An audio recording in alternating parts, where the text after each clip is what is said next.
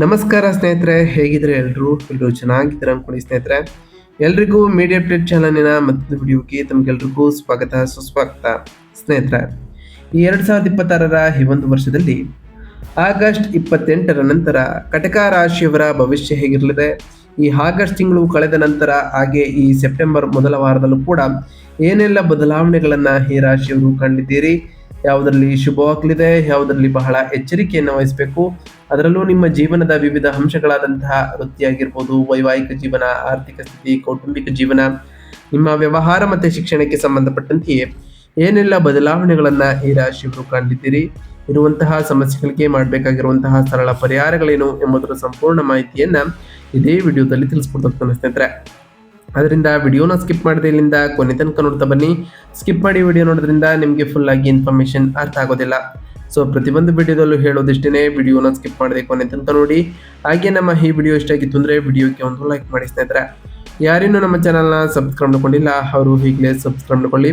Subscribe ಮಾಡಿಕೊಂಡು ಪ್ರತಿನಿತ್ಯ video watch ಮಾಡ್ತಿರೋರಿಗೆ ಥ್ಯಾಂಕ್ ಯು ಸೊ ಮಚ್ ಅಂತ ಹೇಳ್ತಾ, ಹಾಗಾದ್ರೆ ಈ ಕಟಕ ರಾಶಿಯವರಿಗೆ ಈ ಆಗಸ್ಟ್ ತಿಂಗಳು ಏನೆಲ್ಲ ಬದಲಾವಣೆಗಳನ್ನ ತರ್ತಾ ಬಂದಿದೆ ಎಂಬುದನ್ನ ಮೊದಲನೇದಾಗಿ ನೋಡ್ತಾ ಬರೋಣ.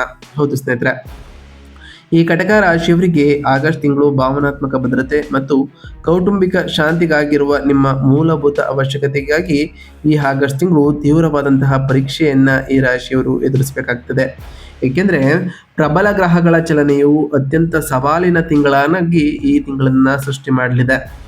ಮಂಗಳನು ಬಹುತೇಕ ತಕ್ಷಣವೇ ತನ್ನ ಏಕಾಂತ ಹಾಗೆ ಖರ್ಚುಗಳ 12ನೇ ಮನೆಯಲ್ಲಿ ಸ್ಥಳಾಂತರಗೊಳ್ಳೋ ಕಾರಣ ನಿಮ್ಮ ವೃತ್ತಿ ಜೀವನದ ಶಕ್ತಿ ಮತ್ತೆ ವೈಯಕ್ತಿಕ ಚೈತನ್ಯದಲ್ಲಿ ಸುಸ್ತಾಗುವಂತಹ ಇಳಿಕೆಯನ್ನು ನೀವು ಅನುಭವಿಸ್ತಾ ಹೋಗ್ತೀರಿ. ಅದರಲ್ಲೂ ಆರ್ಥಿಕ ಒತ್ತಡಕ್ಕೆ ಸೂರ್ಯನು ನಿಮ್ಮ ಮೊದಲನೇ ಮನೆಯಲ್ಲಿ ದಾಟುವುದು ಕಾರಣವಾಗಿದ್ದು, ಇದು ನಿಮ್ಮ ಎಚ್ಚರಿಕೆಯಿಂದ ನಿರ್ಮಿಸಿಕೊಂಡ ನೆಮ್ಮದಿಗೆ ಬೆದರಿಕೆ ಹಾಕುವಂತಹ ತೀವ್ರ ಅಹಂಕಾರದ ಘರ್ಷಣೆಗಳನ್ನು ಕೂಡ ಹುಟ್ಟು ಹಾಕ್ಬೋದು. ನಿಮ್ಮ 3ನೇ ಮನೆಯಲ್ಲಿರುವ ನೀಚ ಸ್ಥಾನದಲ್ಲಿ ಇರತಕ್ಕಂತಹ ಶುಕ್ರನು ಅತ್ಯವಶ್ಯಕವಾದ ಆಸರೆಯನ್ನು ಕೂಡ ನೀಡಲಿದ್ದಾರೆ.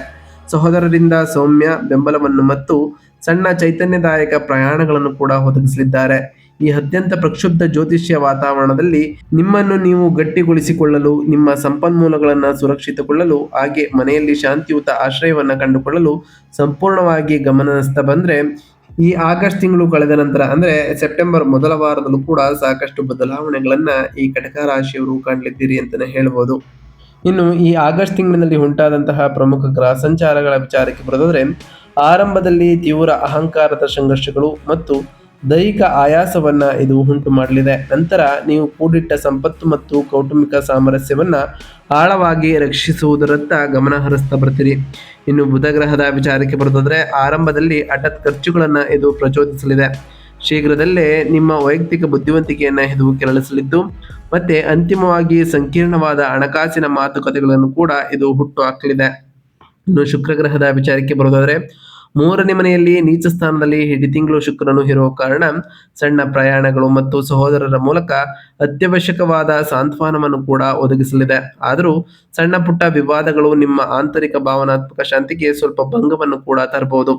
ಇನ್ನು ಮಂಗಳ ಗ್ರಹದ ವಿಚಾರಕ್ಕೆ ಬರೋದಾದ್ರೆ, ಮಂಗಳನು ಲಾಭದಲ್ಲಿ ತಾತ್ಕಾಲಿಕ ಏರಿಕೆಯನ್ನ ನಿಮ್ಮ ಜೀವನದಲ್ಲಿ ತರಲಿದ್ದಾರೆ. ನಂತರ ನಿಮ್ಮ ಏಕಾಂತತೆಯ ಭಾವನೆ, ಗುಪ್ತ ವೃತ್ತಿ ಖರ್ಚುಗಳು ಮತ್ತು ನಿದ್ರಾಹೀನತೆಯನ್ನ ಗಣನೀಯವಾಗಿ ಹೆಚ್ಚಿಸಲಿದೆ. ಇನ್ನು ಗುರುಗ್ರಹದ ವಿಚಾರಕ್ಕೆ ಬರೋದಾದ್ರೆ, ನಿಮ್ಮ ದೈಹಿಕ ಉಪಸ್ಥಿತಿ ಮತ್ತು ಬುದ್ಧಿವಂತಿಕೆಯನ್ನು ವಿಸ್ತರಿಸುವುದನ್ನ ಗುರು ಮುಂದುವರಿಸಲಿದ್ದು, ಆದರೂ ಇದು ಸಾಲದ ಚಿಂತೆಗಳನ್ನ ಮತ್ತು ವೈಯಕ್ತಿಕ ಅಡ್ಡಿಗಳನ್ನ ಗಣನೀಯವಾಗಿ ಹೆಚ್ಚಿಸಬಹುದು.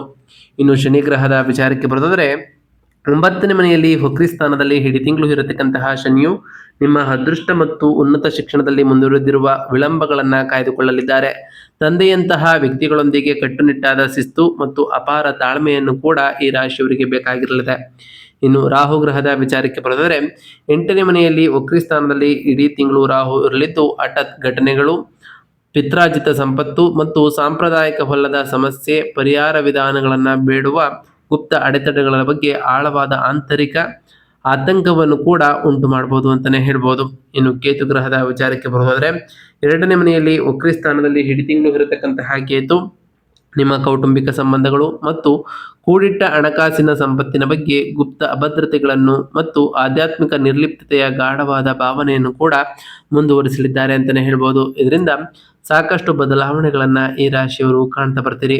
ಇನ್ನು ಈ ರಾಶಿಯವರ ವೃತ್ತಿ ಮತ್ತು ಉದ್ಯೋಗದ ವಿಚಾರಕ್ಕೆ ಬರೋದಾದ್ರೆ, ನಿಮ್ಮ ವೃತ್ತಿ ಜೀವನದ ಅಧಿಪತಿಯಾದಂತಹ ಮಂಗಳನು ಆಗಸ್ಟ್ ಮೊದಲ ವಾರದಲ್ಲಿಯೇ ಸಾಕಷ್ಟು ಬದಲಾವಣೆಗಳನ್ನು ನಿಮ್ಮ ಜೀವನದಲ್ಲಿ ತಂದಿರಬಹುದು. ಅದರಲ್ಲೂ ಬುಧನು 12ನೇ ಮನೆಯಿಂದ 1 ಮತ್ತು 2 ಮನೆಗಳ ಮೂಲಕ ಚಲಿಸುವಾಗ ಕೆಲಸದ ಸ್ಥಳದಲ್ಲಿ ಸಂವಹನವು ಅತ್ಯಂತ ಅಸ್ತವ್ಯಸ್ತವಾಗ್ತಾ ಬರ್ತದೆ. ಅದರಲ್ಲೂ ಈ ತಿಂಗಳ ಮಧ್ಯಭಾಗದಲ್ಲಿಯೇ ವ್ಯಾಪಾರ ಪ್ರಯಾಣಗಳಿಗೆ ಸಂಬಂಧಪಟ್ಟಂತಹ ಹಠಾತ್ ಖರ್ಚುಗಳು ಮತ್ತೆ ಸಾಗರೋತ್ತರ ಗ್ರಾಹಕರಿಂದ ಗೊಂದಲಮಯ ಸೂಚನೆಗಳನ್ನು ಕೂಡ ಎದುರಿಸಿರಬಹುದು. ಈ ಆಗಸ್ಟ್ 28ರ ನಂತರವೂ ಕೂಡ ಸಾಕಷ್ಟು ಬದಲಾವಣೆಗಳನ್ನು ಕಾಣ್ತಾ ಬರ್ತೀರಿ. ಏಕೆಂದರೆ ನಿಮ್ಮ ಪ್ರಯತ್ನಗಳು ತಪ್ಪಾಗಿ ಅರ್ಥೈಸಲ್ಪಡುವಂತಹ ಸಾಧ್ಯತೆ ಇರಲಿದೆ. ಬದಲಾಗಿ ನಿಮ್ಮ ಅಸ್ತಿತ್ವದಲ್ಲಿರುವ ಕೆಲಸದ ಹೊರೆಯನ್ನು ನಿಖರವಾಗಿ ಸಂಘಟಿಸ್ತಾ ಬನ್ನಿ. ಎಲ್ಲ ಲಿಖಿತ ಪತ್ರ ವ್ಯವಹಾರಗಳನ್ನು 2 ಬಾರಿ ಪರಿಶೀಲಿಸಿ ಮತ್ತು ನಿಮ್ಮ ಪ್ರಸ್ತುತ ವೃತ್ತಿಪರ ಸ್ಥಾನವನ್ನು ಸಂರಕ್ಷಿಸುವ ಮೇಲೆ ಗಮನ ಹರಿಸ್ತಾ ಬನ್ನಿ. ನಿಮ್ಮ ಅತ್ಯುತ್ತಮ ತಂತ್ರ ಏನಂದ್ರೆ ಈ ತಿಂಗಳಿನಲ್ಲಿ ಅಗೋಚರವಾಗಿರುವುದು, ಶ್ರದ್ಧೆಯಿಂದ ಇರುವುದು ಸ್ನೇಹಿತರೆ. ನಿಮ್ಮ ವೈಯಕ್ತಿಕ ಶಕ್ತಿಯ ಮೀಸಲುಗಳನ್ನ ಉಗ್ರವಾಗಿ ರಕ್ಷಿಸಿಕೊಳ್ತಾ ಬನ್ನಿ. ಇದು ಕೂಡ ಸಾಕಷ್ಟು ಬದಲಾವಣೆಗಳನ್ನು ನಿಮ್ಮ ಜೀವನದಲ್ಲಿ ತರಲಿದೆ. ಇನ್ನು ಈ ರಾಶಿಯವರ ವ್ಯಾಪಾರ ಮತ್ತೆ ಸ್ವಯಂ ಉದ್ಯೋಗದ ವಿಚಾರಕ್ಕೆ ಬರೋದಾದ್ರೆ, ಬುಧನು ನಿಮ್ಮ 12ನೇ ಮನೆಯಿಂದ 2ನೇ ಮನೆಯವರೆಗೆ ಚಲಿಸುವಾಗ ವೇಗವಾಗಿ ಬದಲಾಗುವ ವ್ಯಾಪಾರ ಮಾತುಕತೆಗಳು ನಿಮ್ಮ ಮಾನಸಿಕ ಸಹನೆಯನ್ನ ಗಂಭೀರವಾಗಿ ಪರೀಕ್ಷಿಸುತ್ತವೆ.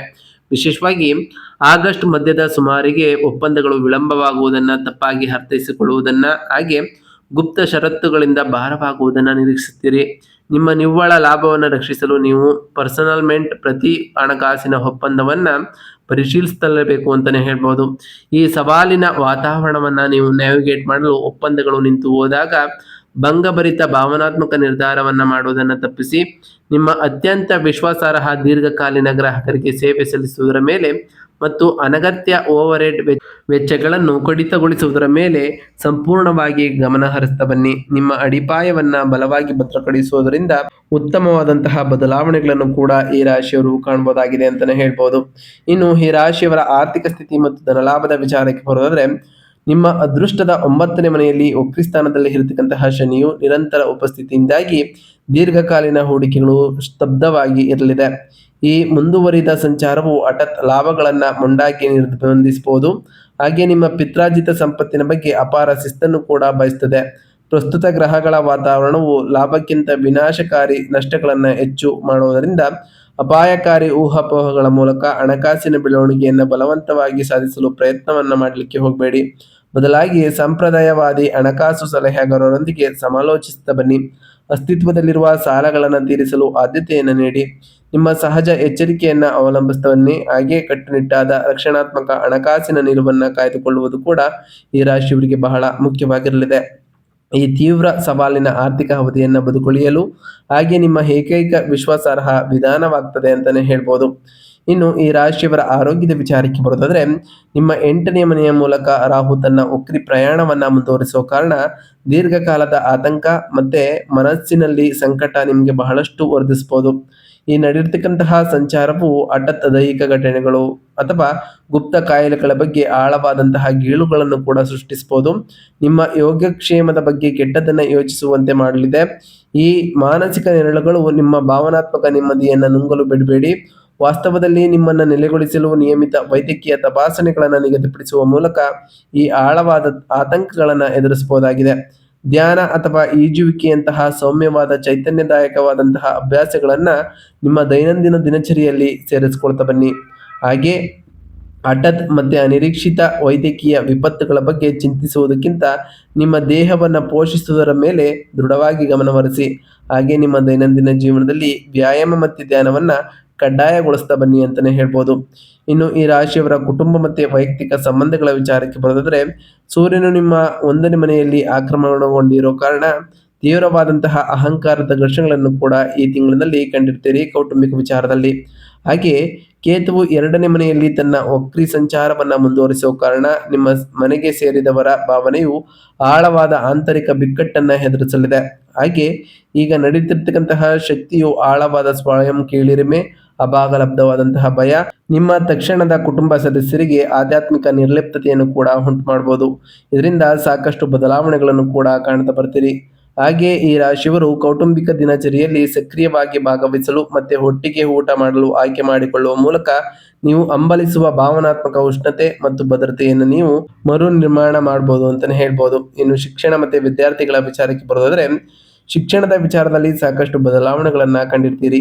ಕೇತುವು ನಿಮ್ಮ 2ನೇ ಮನೆಯಲ್ಲಿ ಮುಂದುವರಿಯುವುದರ ಕಾರಣ ಉಪಸ್ಥಿತಿಯಿಂದ ಮೂಲಭೂತ ಕಲಿಕೆಗೆ ತೀವ್ರವಾಗಿ ಅಡಚಣೆ ಉಂಟಾಗಲಿದೆ. ಇದು ನಿಮ್ಮ ಮೂಲಭೂತ ಜ್ಞಾನದ ಬಗ್ಗೆ ಆಳವಾದ ಸ್ವಯಂ ಕೀಳಿರಿಮೆ ಮತ್ತು ಆಧ್ಯಾತ್ಮಿಕ ಗೊಂದಲವನ್ನು ನಿರಂತರವಾಗಿ ಪ್ರಚೋದಿಸುತ್ತದೆ. ನಿಮ್ಮ ಬುದ್ಧಿವಂತಿಕೆಯನ್ನು ನೀವು ನಿರಂತರವಾಗಿ ಶಂಕಿಸಬಹುದು ಮತ್ತು ನಿಮ್ಮ ಮುಂಬರುವ ಪರೀಕ್ಷೆಗಳಲ್ಲಿ ವಿಫಲರಾಗುವ ಭಯವು ಕೂಡ ನಿಮಗೆ ಕಾಣಬಹುದು ಸ್ನೇಹಿತರೆ. ನಿಮ್ಮ ಕೋರ್ಸ್ ವರ್ಕ್ನಿಂದ ಆಳವಾದ ನಿರ್ಲಿಪ್ತತೆಗೆ ಇದು ದಾರಿ ಮಾಡಿಕೊಡಲಿದೆ. ನೀವು ನಿಮ್ಮ ಏಕಾಂತದ ಅಭದ್ರತೆಯನ್ನು ಆಕ್ರಮಣಕಾರಿ ರೀತಿಯಲ್ಲಿ ಎದುರಿಸಬೇಕು. ನಿಮ್ಮ ಅಧ್ಯಯನ ಸಾಮಗ್ರಿಗಳನ್ನು ಸಣ್ಣ ನಿರ್ವಹಿಸಬಹುದಾದ ವಿಭಾಗಗಳನ್ನಾಗಿ ವಿಭಜಿಸಿ ಮತ್ತು ಸಣ್ಣ ದೈನಂದಿನ ವಿಜಯಗಳನ್ನು ಆಚರಿಸ್ತಾ ಬನ್ನಿ. ನಿಮ್ಮ ಮೂಲಭೂತ ಸಾಮರ್ಥ್ಯಗಳನ್ನು ನಂಬಿ ಭಯದ ನಿಶ್ಶಬ್ದ ಧ್ವನಿಯನ್ನು ನಿರ್ಲಕ್ಷಿಸಿ ಮತ್ತು ಕಠಿಣವಾದ ಅತ್ಯಂತ ಶಿಸ್ತುಬದ್ಧ ದೈನಂದಿನ ಪುನರಾವರ್ತನೆಯ ಮೂಲಕ ನಿಮ್ಮ ಶೈಕ್ಷಣಿಕ ಆತ್ಮವಿಶ್ವಾಸವನ್ನು ನಿಧಾನವಾಗಿ ಮರುನಿರ್ಮಾಣ ಮಾಡಬಹುದಾಗಿದೆ ಅಂತಲೇ ಹೇಳ್ಬೋದು. ಇದರಿಂದ ಸಾಕಷ್ಟು ಬದಲಾವಣೆಗಳನ್ನು ಕೂಡ ಈ ರಾಶಿಯವರು ಕಾಣಬಹುದಾಗಿದೆ. ಹಾಗಾದ್ರೆ ಈ ರಾಶಿಯವರು ಈ ಟೈಮ್ನಲ್ಲಿ ಮಾಡಬೇಕಾಗಿರುವಂತಹ ಸರಳ ಪರಿಹಾರಗಳೇನು ಎಂಬುದನ್ನು ಒಂದೊಂದಾಗಿ ನೋಡ್ತಾ ಬರೋದಾದ್ರೆ, ತೀವ್ರವಾದ ವೈಯಕ್ತಿಕ ಅಡೆತಡೆಗಳನ್ನ ಕಂಡುಹಿಡಿಯಲು ಗುರುವಾರದಂದು ದಕ್ಷಿಣಮೂರ್ತಿ ಸ್ವಾಮಿಯನ್ನ ಪೂಜಿಸಿ ಅರಿಶಿಣ ಮತ್ತು ಕಡಲೆ ಬೇಳೆಯನ್ನ ದಾನ ಮಾಡಿ ನಿಮ್ಮ ಭಾವನಾತ್ಮಕ ನೆಮ್ಮದಿಯನ್ನು ರಕ್ಷಿಸಲು ಅಗತ್ಯವಾದ ಆಳವಾದ ಬುದ್ಧಿವಂತಿಕೆಯನ್ನು ಬೆಳೆಸಿಕೊಳ್ಳುವ ಗುರುಮಂತ್ರ ಸ್ತೋತ್ರವನ್ನ ಪಡಿಸ್ತಾ ಬನ್ನಿ. ಹಾಗೆ ತೀವ್ರವಾದಂತಹ ಅಹಂಕಾರ ಸಂಘರ್ಷಗಳನ್ನು ತಣಿಸಲು ಮತ್ತು ನಿಮ್ಮ ಚೈತನ್ಯವನ್ನು ರಕ್ಷಿಸಲು ಪ್ರತಿ ಭಾನುವಾರ ಸೂರ್ಯೋದಯದ ಸಮಯದಲ್ಲಿ ಸೂರ್ಯನಿಗೆ ಆರ್ಘ್ಯವನ್ನು ನೀಡ್ತಾ ಬನ್ನಿ. ಗೋಧಿ ಮತ್ತೆ ಬೆಲ್ಲವನ್ನು ದಾನ ಮಾಡಿ.